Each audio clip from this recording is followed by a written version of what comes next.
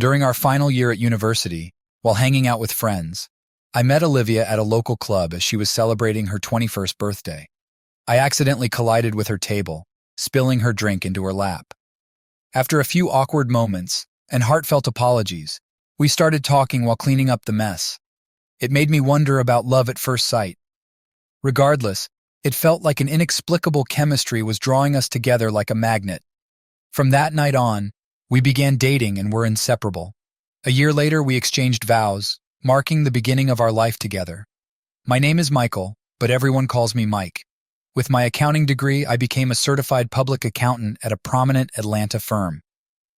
Olivia and I settled near our families. After gaining some corporate experience, I ventured out to start my own firm. Olivia, holding a degree in business administration, supported me for the first 2 years until we received the joyous news of our daughter Grace's impending arrival. Our relationship was like a fairy tale, with an enduring love that only grew stronger as we welcomed Grace into our lives. Over the next decade, we embraced the routine of a typical family life.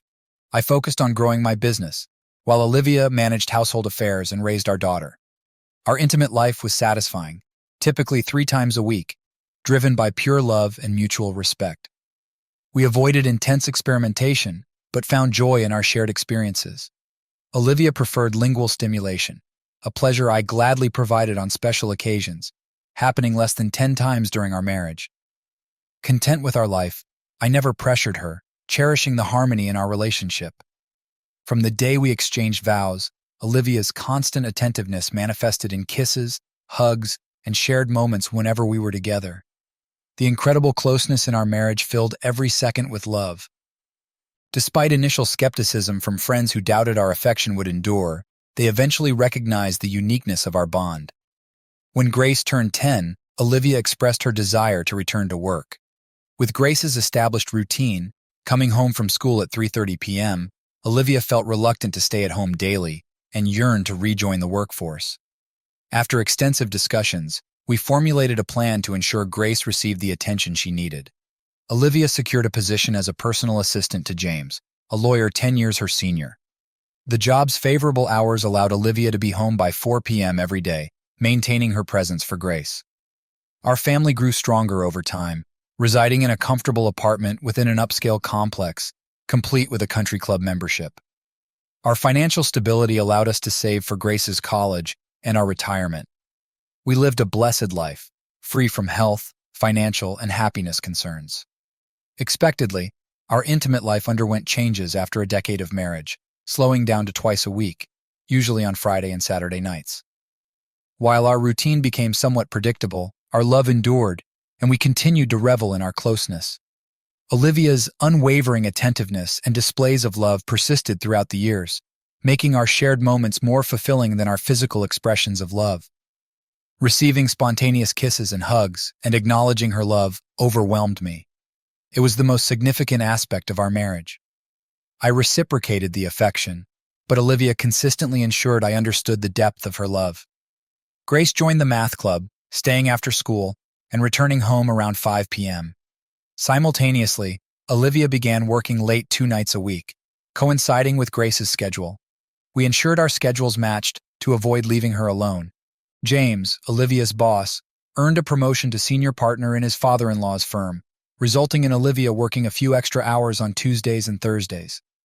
She returned home by 7 p.m. on these nights, and I made sure dinner was ready for her after her long workday. Other than those 2 nights, everything in our marriage remained unchanged. My business was thriving, generating a good income as the company expanded to 45 employees. We became a well-known and respected accounting firm, a target for acquisition or merger with larger firms in the area. When Grace turned 15, she began contemplating college and her future. Olivia still worked for James and remained as attractive as when we first met. The years treated Olivia well, maintaining her slim figure, long appealing legs, and a shapely bum. Despite her attractiveness, she maintained a professional and conservative demeanor. Our lifestyle, deemed by some as boring, involved spending most of our time together at home, attending movies or family events with our daughter. We were always together as a family, never going out alone or without each other as a couple. One day, I received a call from James, informing me that Olivia would be honored with an award at a banquet the following month. Both Grace and I were invited.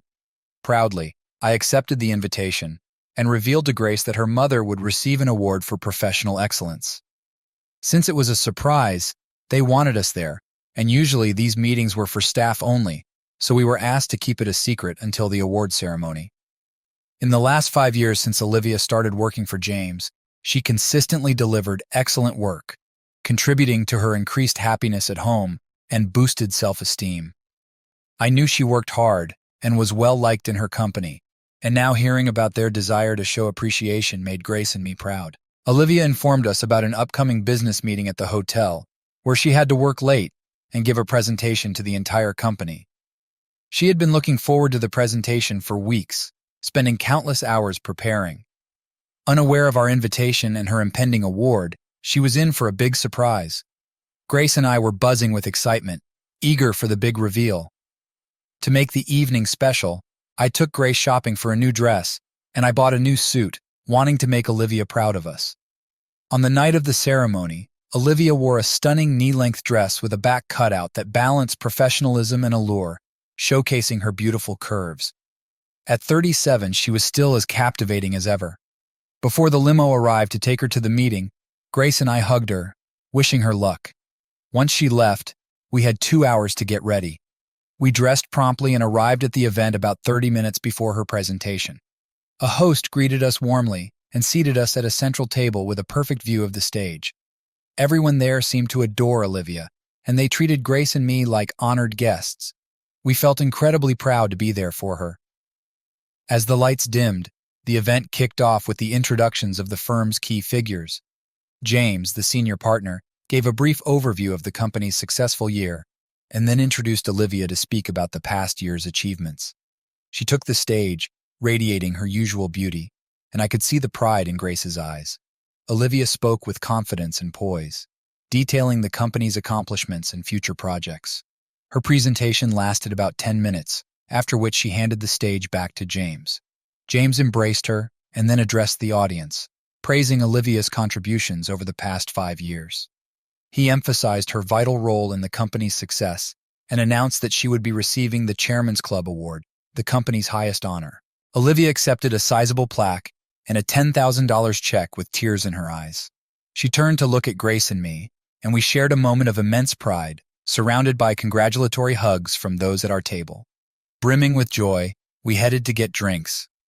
I assured Grace I'd be right back and went to the bar, opting for a quieter one near the stage. In high spirits, I tossed a $5 bill into the tip jar, grabbed a double jack and a soft drink for Grace, and started back to our table. That's when everything shattered. As I was walking back, I noticed a couple behind the curtains in a passionate embrace. It seemed out of place, but then I recognized the dress. Olivia's dress.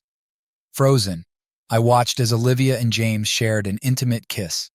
This wasn't a simple peck. It was a kiss filled with familiarity and passion.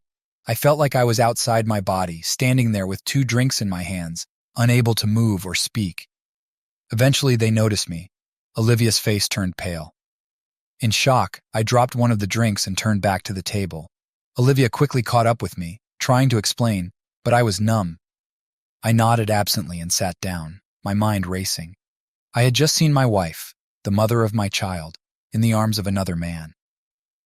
Driving home, Grace and Olivia chatted about the night, while I remained silent, my thoughts a chaotic mess.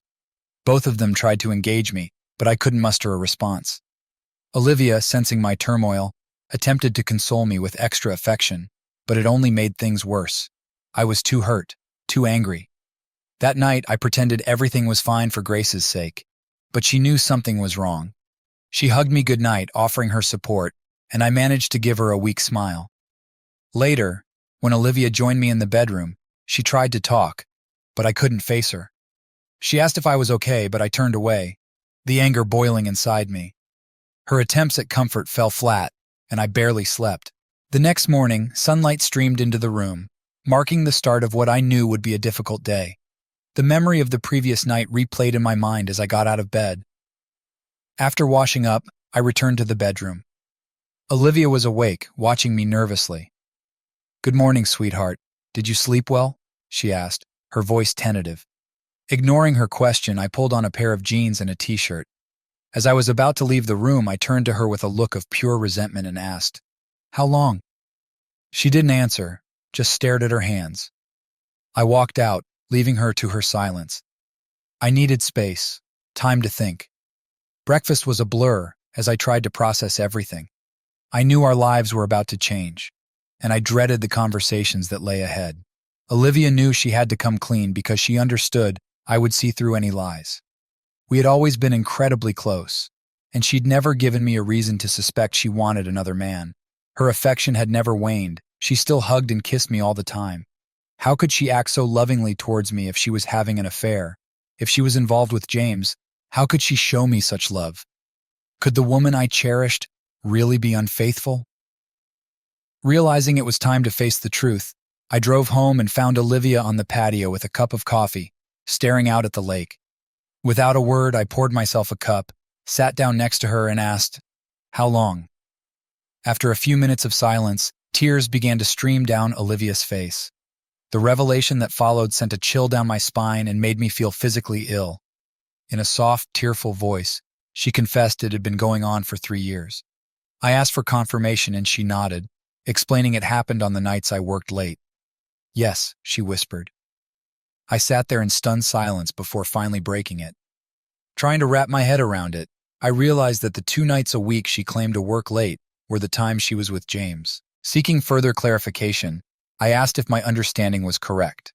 She affirmed it, stating they had never been intimate anywhere else, and expressed a desire to explain more when given the chance. I cut her off, telling her I didn't need any more explanations. She had just admitted to an affair with her boss for the past 3 years. Doing the math, that meant over 300 instances of betrayal. I confronted Olivia, emphasizing the gravity of her actions. Over 500 times of infidelity. I questioned how any man could bear such knowledge. Tears streamed down her face as I continued, reflecting on the potential mockery they might have shared at my expense. With bitter sarcasm, I acknowledged the profound humiliation and intentional pain she had caused. The person I believed loved me had shattered our marriage and my heart. She insisted it wasn't what it seemed, but I wasn't buying it. Disrupting her attempt to explain, I told her to be quiet. Ignoring her pleas, I stood up and left the patio, leaving her crying and begging for me to stay. Externally calm, I was a storm of emotions inside. To regain control over my turbulent feelings, I went for a drive. The sense of betrayal was overwhelming, and I needed time to process her words and decide on my next steps. I needed someone to talk to, and the only family I had left was my brother David.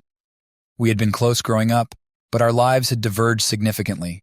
David had spent 5 years in federal prison for drug trafficking, while I was a churchgoer and a law-abiding accountant. We didn't talk often, but David had always looked up to me. I had supported him during his trial, and with my political connections, I helped reduce his sentence from 20 years to 5. That morning, I called him. After some catching up, I told him about the situation with Olivia. "Of course, what's up?" he asked. I explained that Olivia had cheated on me and I had just found out. Hurting and in pain, I said I was driving around aimlessly and needed to talk to someone. I apologized for unloading my problems on him. "Oh man, I can't believe Olivia did this. Do you know who it was?" he asked. "Yes," I replied, "but I don't have all the details. It wasn't a one-time thing. I'm so angry, I even feel like getting back at her." David offered his advice, drawing on his experiences and those of friends who had been through similar situations. He urged me to channel my anger through physical activities like going to the gym or jogging. He emphasized the importance of calming down and allowing him to help me navigate this. David encouraged me to gather all the information and decide on a course of action. He assured me of his support and advised me to keep my words minimal and act as normally as possible. Finally, he told me to call him the next day with updates, promising his continued assistance. I thanked David for his help and promised to call him the next day. As I drove, I passed a mattress store and had an idea. I parked and made the first move. I had no intention of leaving the marriage until Grace was in college, which meant staying married for the next 2 years. But I couldn't sleep with Olivia again, and I wasn't about to give up my bedroom. So I formed my first action plan, realizing there was much more to do. After meeting with the salesperson, I agreed to pay full price if they could deliver 2 full-size beds, complete with headboards and all the necessary hardware and assembly, that same afternoon. I paid an extra $100 to have the current king-size bed dismantled. We arranged for delivery at 4 p.m. I texted Grace to let her know I'd pick her up and drove to her school. We went to lunch, and I gently explained that there would be some changes in the house soon. During our conversation, Grace asked about the previous night, sensing something had happened. Grace insisted on knowing the truth, emphasizing the importance of maintaining the honesty we had always shared. I agreed, recognizing the difficulty of the situation and her right to understand. I told her that I had seen her mother and her boss kissing backstage. I tried to downplay it, suggesting it might have been a congratulatory gesture, but I knew she deserved the whole truth. Then I revealed that after confronting her mother, she admitted to having an affair with James for 3 years. This revelation had shattered me and forever changed our relationship. Grace, with tears in her eyes, asked if I was planning to divorce her mother. I told her I hadn't decided yet and was still working through the situation. I reassured her that for now, we would remain married, but that things would be different. I emphasized that she needed to be strong and not take sides, reminding her that both her mother and I loved her deeply. I admitted that we had both made mistakes but expressed my hope that Grace's life wouldn't be affected by them. I asked her to understand that despite everything, we loved her more than anything. Grace was visibly upset, knowing that the truth had caused me pain. Even though I didn't want her to feel guilty, she insisted it was necessary for her to understand why our lives were changing. When we returned home, Olivia was caught off guard by Grace's expression, which made it clear that I had shared the truth. Grace gave her mother a cold, disdainful look and retreated to her room without a word. I explained to Olivia that Grace had a right to know and needed to understand the reasons behind the changes in our household. I suggested that Olivia talk to Grace once she had absorbed the initial shock. Worried about the future, Olivia asked if I planned to divorce her. I reassured her that it wasn't an immediate decision, as I wanted to see how things unfolded, especially considering Grace's well-being. However, I made it clear that significant changes were inevitable starting that day.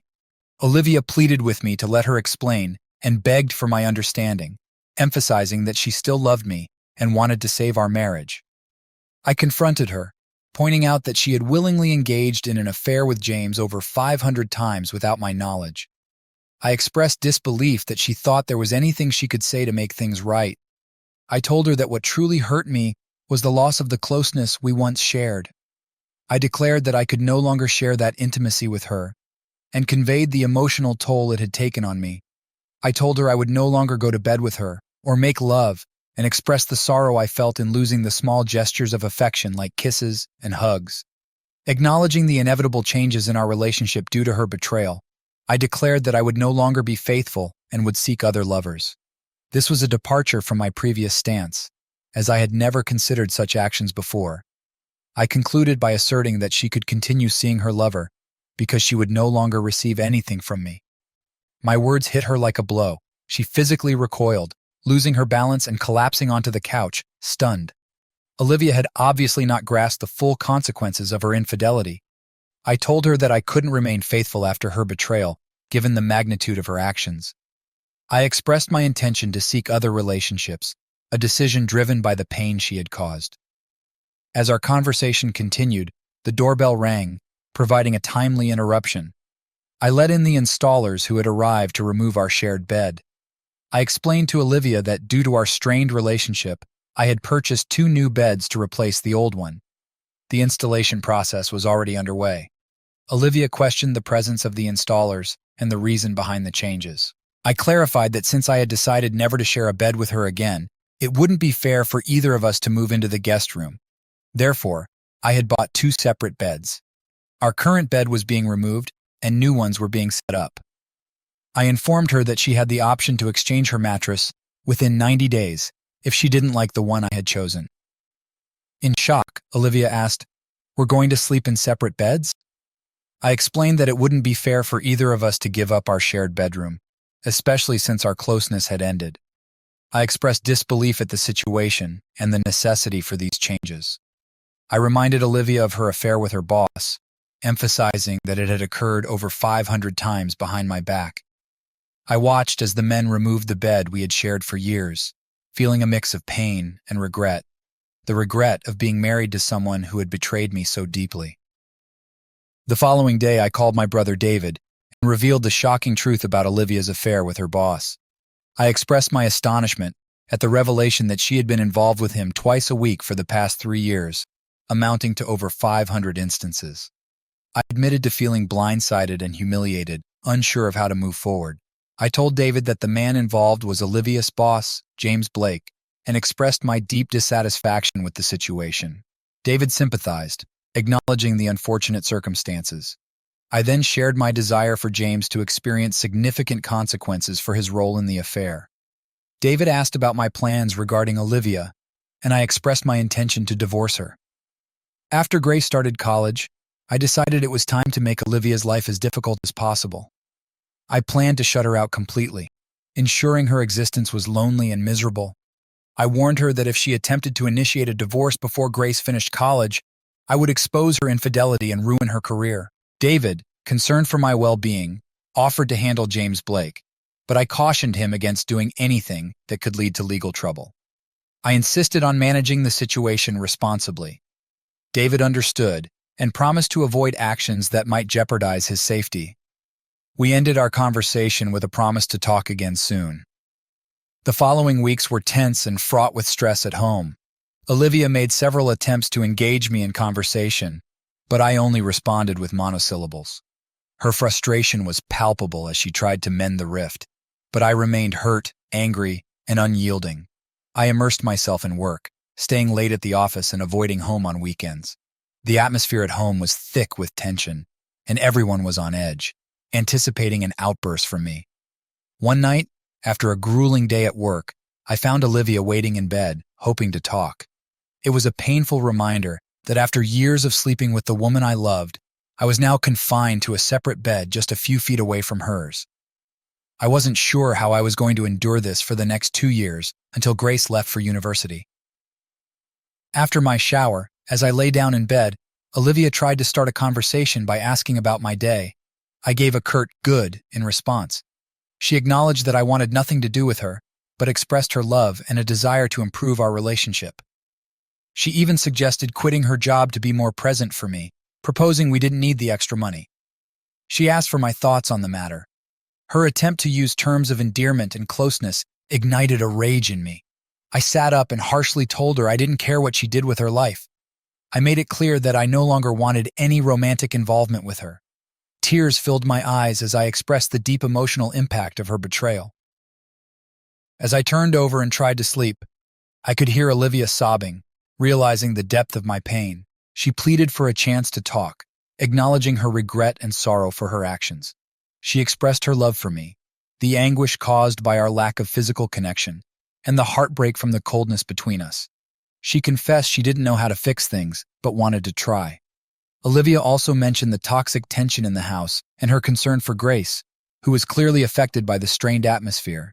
She suggested we consider counseling to find a way to coexist without hatred, urging me to think of Grace's well-being. I sighed, realizing the fairness in her concern for Grace. After a brief pause, I surprised Olivia by agreeing to attend therapy, emphasizing that it was solely for Grace's benefit, not hers. Olivia, visibly moved, took this as a positive sign, her tears shifting from sorrow to a glimmer of hope. The next evening, Olivia informed me she had found a therapist and planned to meet her individually the following day. She also arranged a couples session for Friday at 3 p.m. Recognizing the necessity of finding a way to coexist without a prolonged divorce process, I agreed with her decision. Grace expressed excitement upon learning about the counseling sessions, hopeful they might mend our fractured family. Seeing her smile for the first time in weeks brought a small measure of relief. Olivia told me how pleased Grace was that I had agreed to attend therapy. Despite my efforts to distance myself from Olivia, the absence of my daughter during dinner left a void. I longed for her smile, the comfort of her hugs, and the way she called me Daddy. This yearning for a connection with Grace tugged at my heart, even as I tried to maintain a barrier with Olivia. Olivia returned from her solo counseling session, looking emotionally drained. When I got home, it was clear she had been crying. Confessing to a therapist about her infidelity had to be difficult, but I felt no sympathy for the woman who had shattered my heart. Later that week, David called with an update. He explained that he still had favors owed to him by old acquaintances. These debts were in the form of favors, not cash, for things he had done for them. He assured me that everything was under control. After contacting one of his associates, David explained the situation, and they agreed to handle it, ensuring James would never forget what he had done. David provided them with James's name, workplace, and phone number, enough to get the job done. When Olivia told James that I knew about their affair, he was devastated. He loved Olivia and the way she made him feel. They saw themselves as a couple during their brief encounters, never believing that their few hours a week could hurt anyone. They thought they were just two friends spending time together, convinced their spouses wouldn't miss the little time they took. They viewed their relationship as perfect, offering excitement and extra love without anyone feeling deprived. Years of marriage had dulled our connection, but after the initial meeting with Dr. Taylor, our counselor, we started our session as expected. Dr. Taylor led the conversation, thanking me for attending and noting that Olivia had already shared her perspective in their earlier meeting. Dr. Taylor emphasized the importance of honesty and confidentiality in our sessions, encouraging openness without fear of shocking her. I nodded, curious about how things would unfold. Dr. Taylor asked Olivia to share her intentions for the counseling sessions. My unfaithful wife turned to me, her eyes filled with tears, expressing a deep longing to communicate, rebuild our family, and restore our physical and emotional connection. Her emotions were palpable, and I could sense the sincerity in her words. Despite the difficulty of witnessing her pain, I remained composed, sitting quietly as she wiped her eyes with a handkerchief. When Dr. Taylor asked about my goals, I expressed a desire to eliminate the haunting significance of the number 500 from my thoughts. Olivia winced and averted her gaze as I mentioned it. Dr. Taylor, confused by the number's significance, asked for an explanation. I clarified that, as an accountant, numbers held particular importance to me. I revealed that over the past 3 years, Olivia had engaged in intimate activities with James over 500 times without my knowledge. This revelation had left an indelible mark on my consciousness, making it the first thing that came to mind whenever the number 500 appeared. After my outburst, a period of silence ensued. Dr. Taylor, addressing me as Mr. Evans, expressed understanding of my pain, but cautioned against using hurtful language. I apologized, acknowledging the necessity of expressing my pain in perspective. Olivia, in tears, repeated her apologies, and my anger subsided as I finally relaxed. When asked about my goals for the sessions, I expressed a desire to find a path toward forgiving Olivia. My ultimate goal was to create a home devoid of hate and anger, especially for the sake of our daughter. I emphasized the need to live together in peace, recognizing the impact on our family. I thanked the counselor for the opportunity to share my sentiments. Over the next few weeks, I managed to speak in a friendly tone without venom. Things at home improved, not perfect, but better. Grace was home more often, and we started going out to eat, to the movies, and out with friends, trying to be a normal family. However, everyone noticed the lack of closeness between Olivia and me. I never held her hand. We never kissed, and I never let her hug or touch me. Friends asked Olivia what was wrong, noticing the stark contrast from the affectionate couple we once were. 2 weeks into our initial couple session, there was an intrusion at James's residence. Unidentified men entered, administered a beating without disclosing their motive, and promptly left. James was later taken to the hospital. Upon learning about the incident, Olivia was shocked, knowing I had desired revenge and was somehow involved.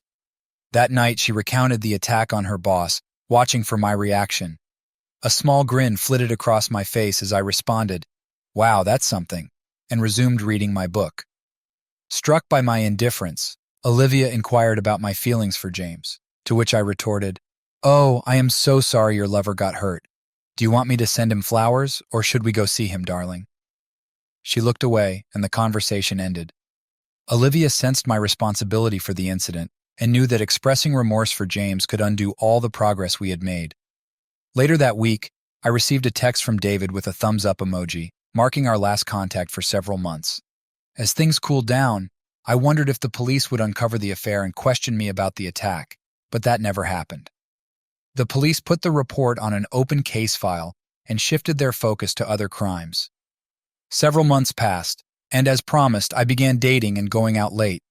After Olivia questioned me a few times, she realized she should mind her own business and avoid causing problems.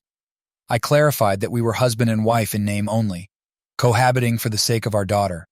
We eventually found a way to remain civil, and family life improved. Olivia finally comprehended the extent of the hurt she had caused and acknowledged the irreparable damage. To keep the family intact, I warned her that I would inform her family and friends about her affair and make her life unbearable if she pursued a divorce before Grace left for college. Olivia remained legally married but emotionally alone. She lacked someone to reciprocate the love she once gave through hugs, kisses, and affection. Despite attending counseling alone, my enjoyment with another woman intensified her sadness. Olivia, driven by vanity, selfishness, and stupidity, had destroyed her marriage and the man she loved. Grace, despite still loving her mother, reminded her that she had brought this upon herself every time she complained about her father. Grace would never forgive her mother for hurting her father, but her love for her mother endured. After Grace left for college, I returned home with divorce papers. A year earlier, I had contemplated ruining Olivia's finances, but I opted for an equitable split. Over the last 2 years, I forgave her, but the love I once felt was irretrievably lost. Olivia, unsurprised by the divorce papers, signed them without protest, relieved at the prospect of starting anew. Having learned her lesson, she vowed never to cheat again. The painful divorce from the woman I loved left me full of remorse for the events leading to our separation. I yearned to undo it all or find a way to forgive her, but the memory of the 500 betrayals haunted me. We sold the house and divided the equity. I moved in with Samantha, a dancer 15 years my junior, whom I had been dating. My confidence and happiness restored. I finally found peace. Olivia never abandoned hope for reconciliation and wept for weeks upon learning of my marriage to another woman. Unable to forgive herself for the damage caused by her selfishness and hubris, she dated but never recovered the lost love. Weight gain, faded looks, and bitterness characterized her lonely life. Grace and Olivia maintained closeness, but my communication with Olivia dwindled. She would never relive the love shared with her wonderful husband and bore the pain she inflicted on her loved ones. Ensuring Grace's college was funded, she became a psychologist driven to help others. She now enjoys a happy married life, having learned profound lessons from a beautiful yet damaging past.